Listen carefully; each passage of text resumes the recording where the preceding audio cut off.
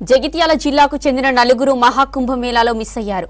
విద్యానగర్ కు చెందిన 11 మంది మహిళలు ఉత్తరప్రదేశ్లోని ప్రయాగ్రాజ్ లో జరుగుతున్న మహాకుంభమేళాకు వెళ్లారు. ఈ నెల 29న మహాకుంభమేళాకు చేరుకున్నారు. ఆ తర్వాత రద్దీ ఎక్కువగా ఉండడంతో నలుగురు తప్పిపోయారు. నరసవ్వ, రాజవ్వ, బుచ్చవ్వ, సత్తవ్వలు మిస్ అయినట్లు పోలీసులకు ఫిర్యాదు చేశారు కుటుంబ సభ్యులు.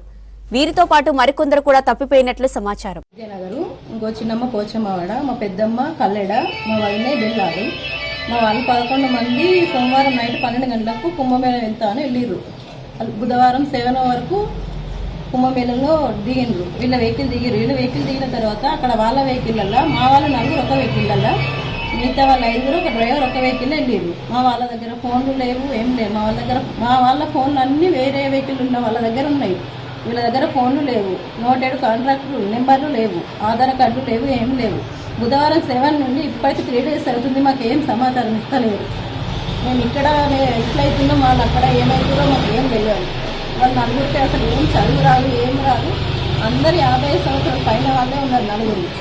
వీళ్ళ నరసవ్వ, ఆది రాజవ్వ, ఏనుగుల బుచ్చవ్వ, బెల్లాల సత్తవ్వ, వీళ్ళు నలుగురు మా వాళ్ళు ఒకే కుటుంబానికి చెందిన వాళ్ళు కాబట్టి మాకు బాగా ఆదోళన చెందుతున్నాం.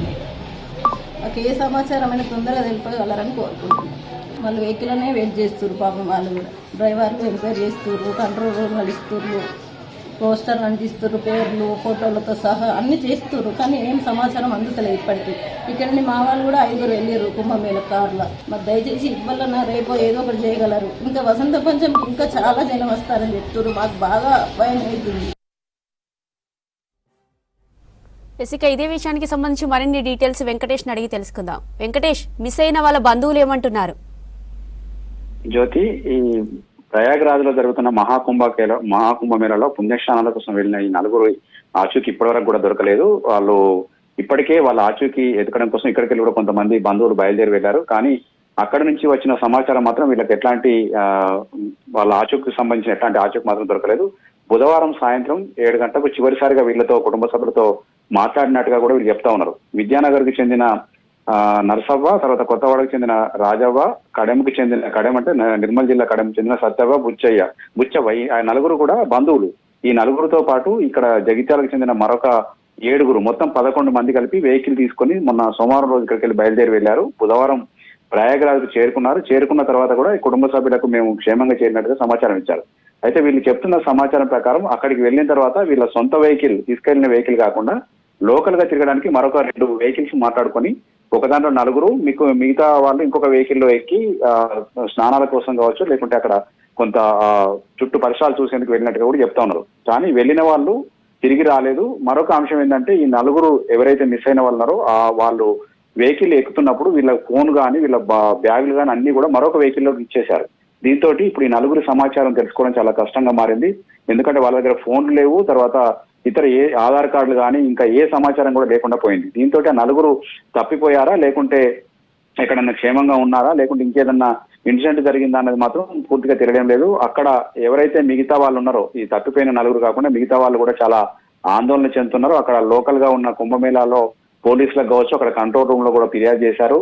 వాళ్ళ ఆచూకీ తెరవడం కోసం కొన్ని ఫోటోలు లోకల్ నుంచి తెప్పించుకొని వాళ్ళ పోలీసులకు ఇచ్చారు. దాని ఆధారంగా మొత్తం ప్రయాగ్రాజ్ లో ఫోటోలు, వాల్ పోస్టర్లు అతికించారు. తర్వాత కంట్రోల్ రూమ్ ద్వారా మైకులలో అనౌన్స్ చేస్తున్నారు. వీళ్ళ పోలికలు చెబుతూ ఎవరైనా దొరికితే సమాచారం ఇవ్వాలని చెప్పి అనౌన్స్మెంట్ అయితే చేస్తా ఉన్నారు అక్కడ. కాకపోతే ఇప్పటి వరకు అయితే ఎట్లాంటి సమాచారం రాలేదు. దీంతో ఇటు బంధువులు తీవ్ర ఆందోళనకు గురవుతున్నారు జ్యోతి. ఎందుకంటే మొన్న ప్రయాగ్రాజ్ లో జరిగిన తొక్కిస్లాట్ లో 30 మందికి పైగా చనిపోవడం కావచ్చు, తర్వాత అనేక మంది గాయపడ్డ సంఘటన తర్వాత ఈ కుటుంబ సభ్యుల స్వతహాగానే కొంత ఆందోళన ఉంటుంది, తమ వాళ్ళకి ఏం జరిగింది ఉంటుందని.